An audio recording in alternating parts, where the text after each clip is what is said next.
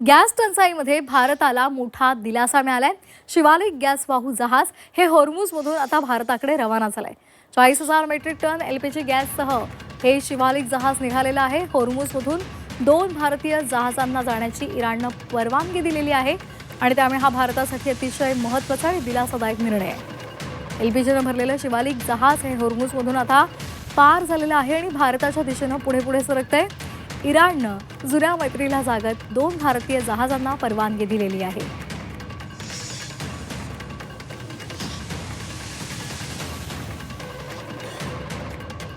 तर ही 2 दृश्य पाहतोय आपल्याकडे। देशामध्ये एकीकडे गॅस टंचाईची झळ आता आपल्याला पोहोचते आणि यामध्येच एक दिलासादायक बाब आहे, ती म्हणजे हॉर्मुझमधून गॅस वाहू जहाज भारताच्या दिशेनं निघालेलं आहे। इराणनं आपल्या 2 जहाजांना परवानगी दिलेली आहे आणि त्यातलं एक शिवालिक गॅस वाहू जहाज हे आता भारताच्या दिशेनं रवाना झालंय। या आखाती देशामधल्या युद्ध परिस्थितीचा भारताला मोठा फटका बसलेला आहे। हॉर्मुझची सामुद्रधुनी इराणनं बंद केलेली होती आणि त्यामुळे साहजिकच भारतासह इथल्या अन्य देशांमधली व्यापार वाहतूक सुद्धा बंद झालेली होती।